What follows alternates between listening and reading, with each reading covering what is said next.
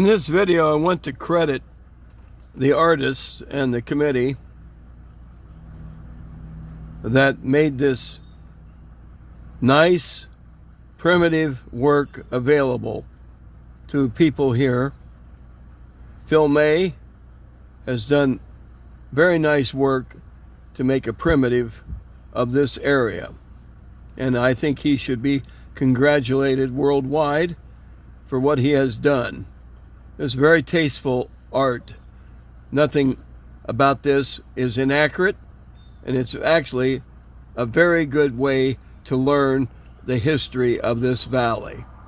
So salute to Phil May and to those on this committee that made this possible.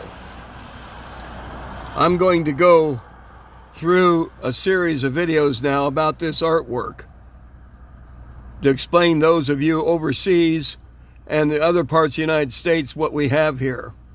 These are the Kentucky Palisades. Bare dolomite rock, schist, some would call it. And the geologists know more about this than most of us.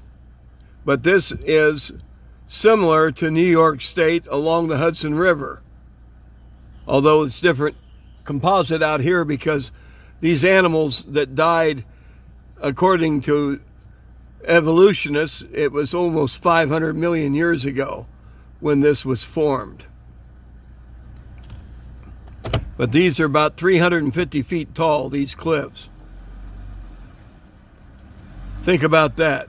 The center is white because that's where the foundation stones were hauled up by hoist from a bosun's chair. These men had real nerve to go down and mine the face of the cliff to make foundations for their cabins. And here is a scene of Daniel Boone looking over the valley with his brothers and friends. And here is the actual attack on the fort. Of course, the fort may not have looked like that. That's a bit too militaristic for what they had, but it was similar to this.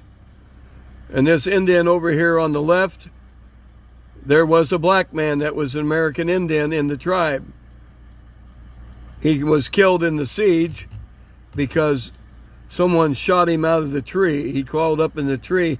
He spoke English well enough to interpret the Algonquin tongue to Chief Blackfish, who spoke very little English. He was also a friend of Daniel